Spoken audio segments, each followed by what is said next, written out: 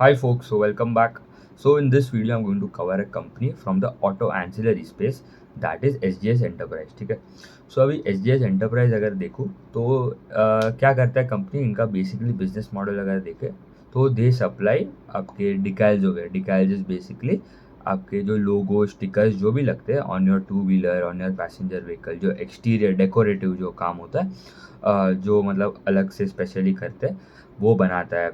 फिर they are also into manufacturing of your आपका बनाने में of the two D dials हो गए, मतलब आपका स्पीडोमीटर, एक्सेलरोमीटर, ओडोमीटर, जो भी आपको पैनल पे दिखता है, ठीक है, ऑन योर गाड़ी पे भी और आपके टू व्हीलर पे भी.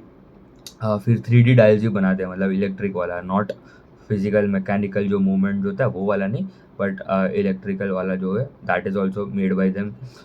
फिर they are also into manufacturing of your aluminium batches. ठीक है, तो मतलब आपके जो भी बाइक्स हो गए एंड वहाँ पे आपको जो भी लोगोज है, ठीक है, जो भी कंपनी का, अभी जुपिटर का अगर आप कोई स्कूटर ले रहे हो, ठीक है, उस वो जो जुपिटर लिखा है दैट है, जो भी आपके बाइक पे, एक्टिवा पे जो भी है, ठीक है, वहाँ पे that is been plated and that is been glued on to that, तो वो भी बनाता है.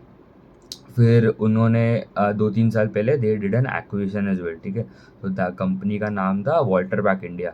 तो दैट इज़ ऑल्सो इनटू आपके IML एंड IMD डिज़ाइनिंग में, ठीक है, in mould decorative designing and labelling वाले सेगमेंट. मतलब क्या होता है बेसिकली, आपका पहले से जो वर्लपूल करके जो कंपनी है उनके साथ उन्होंने टाइप किया. बहुत सारे कंपनीज है but one of them the popular one is Whirlpool. तो जो भी आपके उनके जो फ्रिज आते हैं, जो रेफ्रिजरेटर्स जो भी आते हैं, आप वॉशिंग मशीन जो भी ले लो, ठीक है, वहाँ पे आपको एक स्क्रीन जैसा दिखता है जहाँ पे आप टेम्परेचर चेंज कर सकते हो, तो वो भी बनाता है. फिर वो जो प्री प्रिंटेड उनका लोगो भी होता है ऑन रेफ्रिजरेटर, वो भी बनाता है वॉशिंग मशीन पे भी सिमिलरली, तो वो सब भी बनाता है. तो मेजरली इनका एक मोट यही है कि कोई कंपनी, ठीक है, इज़ नॉट स्पेसिफिकली, देखो बहुत ही कम कंपनीज है that are present in these all segments. So they started off basically as a decal and decorative वाले segment से. टू व्हीलर उनका सबसे ज़्यादा पार्ट था, but now passenger vehicle, three wheelers, two wheeler अभी वो 41% के आसपास हो गया, वो अराउंड 70% के आसपास था पहले. It is now come down to 41% of the पूरा सेगमेंट का अगर मिक्स देखो, ठीक है. तो two wheeler has drop down to 41%. Passenger vehicles वाले में बहुत अच्छा ग्रोथ आ रहा है, दैट इज अराउंड 38%. कंज्यूमर वाला डिवीजन एज आई टोल्ड, ये tied up with Whirlpool and दूसरे सब कंपनीज के साथ, जो भी आपके कंज्यूमर ड्यूरेबल कंपनीज है, दैट इज अराउंड 17% फॉर आपके ये इन मोल्ड लेबलिंग, इन मोल्ड डिज़ाइन, ये सब बनाने में. एंड दूसरे अदर वाला सेगमेंट है दैट इज़ 4%. अभी इनके तीन बिजनेसेस है. एक हो गया उनका SGS करके जो है, दैट इज़ अराउंड 59%. उसमें आ गया आपका डिकाइल्स, 2D डाइल्स, 3D डाइल्स, उनका लोगो स्टिकर्स जो भी हो, ठीक है. फिर आपका लग्जरी बैचेज, एल्यूमिनियम बैचेज जो भी बनाना है. फिर एक कंपनी है SGS डेकोप्लास्ट करके, वो क्रोम प्लेटेड लोगोज एंड वो सब में प्रेजेंट है, ठीक है. तो दैट इज़ अराउंड 23%. एंड एक कंपनी है that is Walter Pack India, जो उन्होंने 2023 के आसपास उन्होंने एक्वायर किया था. That is contributing to 17%. That is into IML and IMD technologies. तो इनका इसलिए as as I told the competition is very less in this space. कोई कंपनी जो है, it is very difficult to क्या बोल सकते हैं, कोई दूसरे कंपनीज के साथ टाइप करना भी, ठीक है. अगर कोई नया कंपनी भी एंटर कर रहा है तो उसका प्रोडक्ट उतना रिलायबल नहीं होगा comparing to SGS enterprise, because they are an older player. तो एक मोट यही है कि कोई हायर एंट्री टू बैरियर है इन दिस स्पेस, तो इसलिए इनका margin are also very high. तो इनका EBITDA मार्जिन भी देखो तो इट इज़ अराउंड 29-30% के आसपास का उनका EBITDA मार्जिन है इन दिस क्वार्टर. तो वंस इट वॉज 20-21% के आसपास का मार्जिन से they have now climbed up to around 30% के आसपास का मार्जिन. इट टेल्स कि they are more going forward into the value added products में जा रहे हैं एंड एक्सपोर्ट भी बढ़ा रहा है, ठीक है. तो अभी जोग्राफिकल मिक्स भी अगर देखो तो डोमेस्टिक एंड एक्सपोर्ट का अगर मिक्स देखो तो domestic is around 90% and export is around 10%. ये पहले अगर देखो एक साल पहले वाई हुआ, इट वॉज अराउंड 7-8% था export and the remaining was आपका डोमेस्टिक. उनका बोलना है कि आगे जाके इन कमिंग FY 28 के आसपास, इन 2-3 years they are targeting exports to be around 15% के आसपास, 14-15, as exports में there are higher margins. and उनका एज ए टोल ये जो टैरिफ वाला जो प्रॉब्लम भी चल रहा है, ठीक है, करंटली, तो USA में उनका कोई खास एक्सपोजर नहीं है, खाली 2-3% है.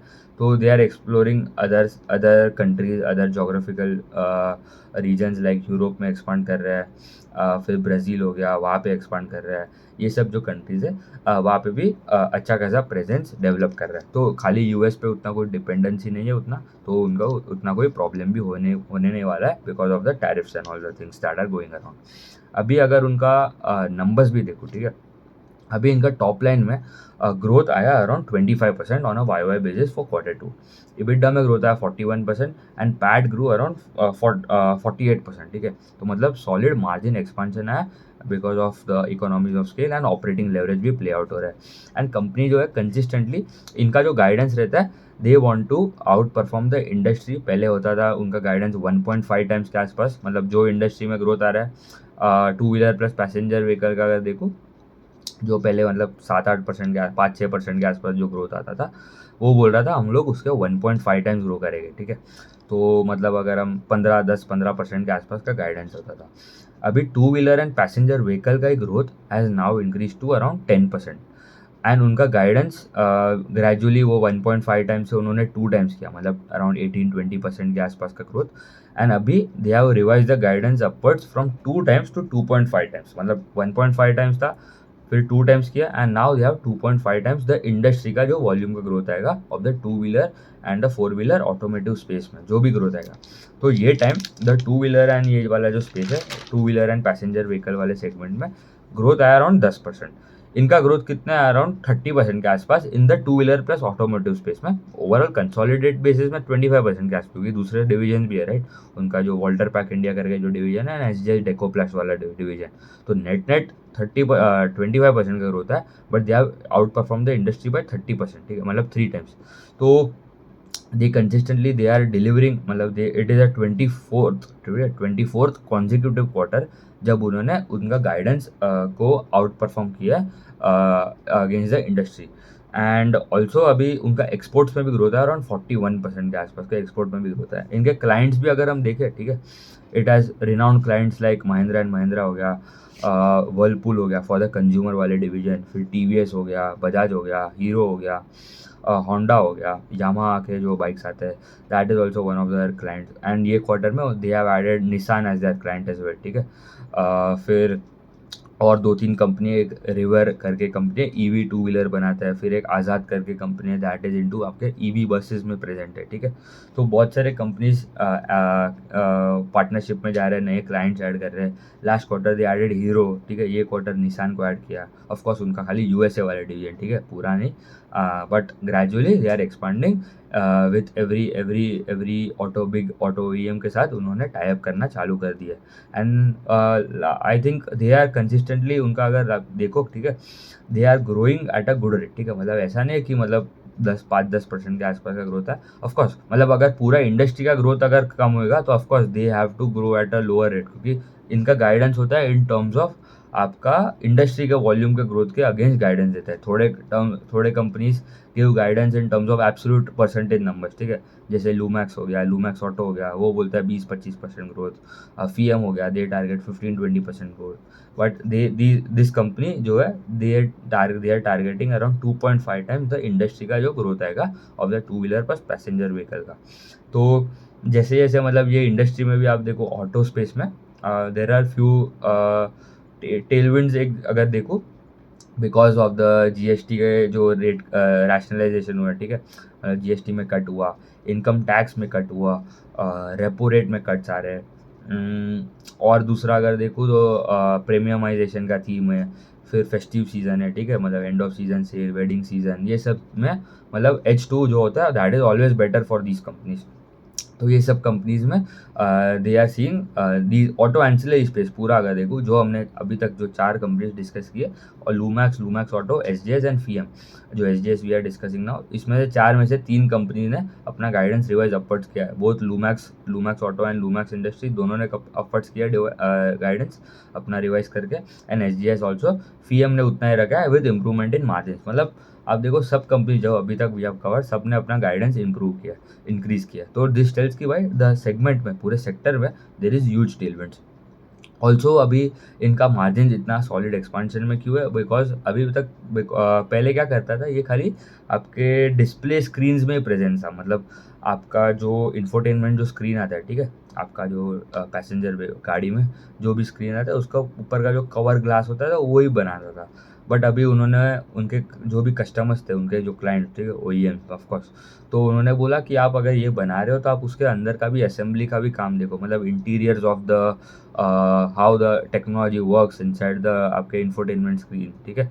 तो वो सब का भी उसमें ज़्यादा मार्जिन मिलता है आपको। तो खाली स्क्रीन ग्लास बना के उतना कोई मार्जिन नहीं है, बट उसके अंदर का भी अगर आप उसका असेंबलिंग एंड फुल डिस्प्ले का असेंबली करो तो उसमें आपको ज़्यादा मार्जिन मिलेगा।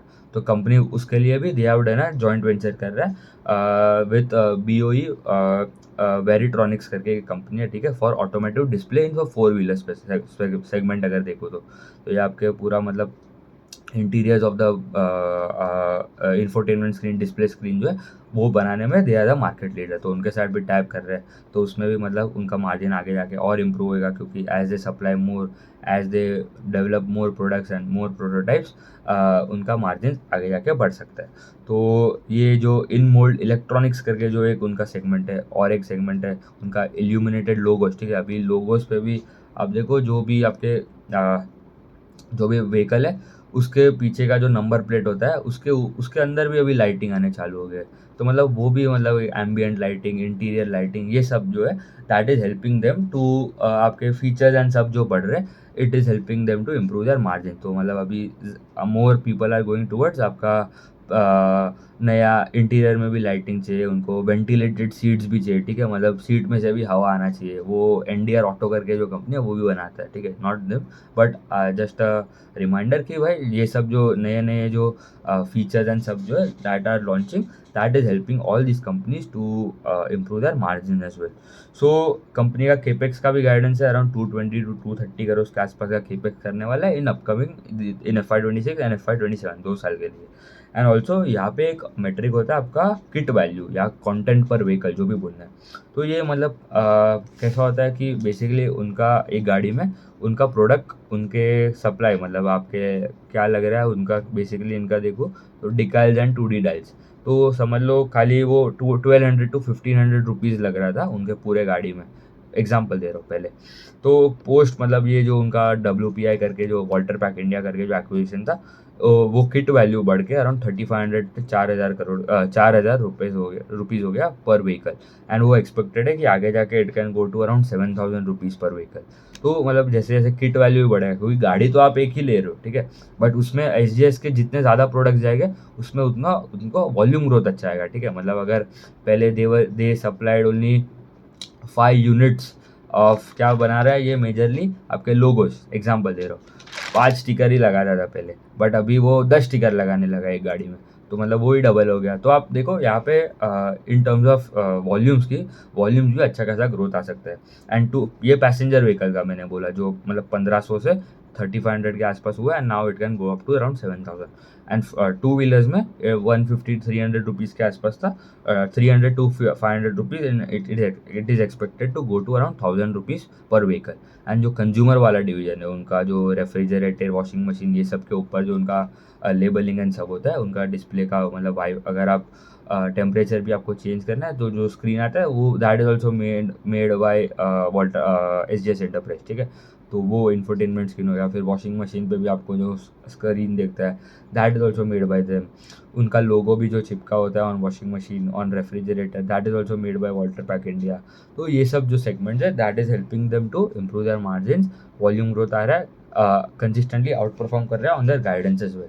सो कंपनी का कंज्यूमर वाला जो डिवीजन है 50 to 150 रुपीज़ के आसपास का जो किट वैल्यू है लेगेसी पहले, it is now expected to go to around 500 to 600 rupees हो सकता है पर जो भी पर आइटम जो बना रहा है, पर प्रोडक्ट।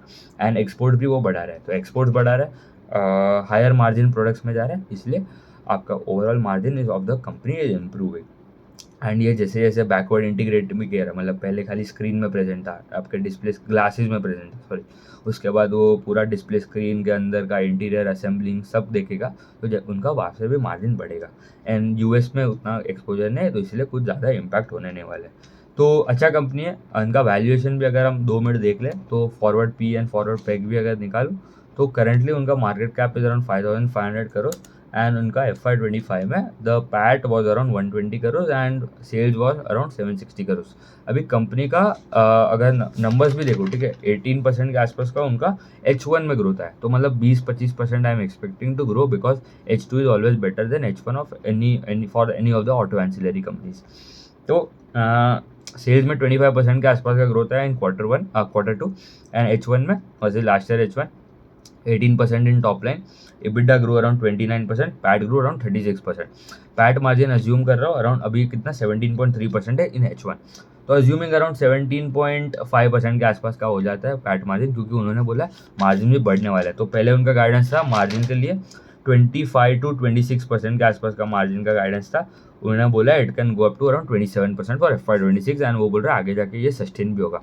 तो अराउंड 17.5% का अगर मैं पैट मार्जिन भी लूँ एंड अज्यूमिंग अराउंड 22-23% के आसपास का टॉप लाइन का ग्रोथ विच इज एवरेज, क्योंकि 18% एंड एक्सपेक्टेड 20-25% का अगर ग्रोथ आता है इन H2 ऑफ FY26, तो नेट 20-22% के आसपास का उनका टॉप लाइन का ग्रोथ विथ मार्जिन एक्सपेंशन, तो 17.5% का अगर पैट मार्जिन एंड FY25 के बेस में if you add around 23% of top line growth, तो आपका पैट आ जाएगा FY26 के लिए अराउंड 160 करोड़ के आसपास एंड अज्यूमिंग 17.5% पैट मार्जिन, तो 160 करोड़ के आसपास का आपका पैट आएगा and current market cap around 5500, तो फॉरवर्ड पी अराउंड 34 के आसपास आता है for the company that is growing by around 23% के आसपास एंड पैट में ग्रोथ अराउंड 36% के आसपास, ठीक है। तो पैग आएगा अराउंड लेस देन 1 आएगा विथ जो उनका फॉर्मूला, ठीक है, पी डिवाइड बाय आपका अर्निंग्स का ग्रोथ। तो forward peg less than 1 is good. Company अच्छा कर रहा है। All the companies in this space, NDR auto करके जो कंपनी है उनका नंबर्स थोड़ा ये टाइम थोड़ा डल था।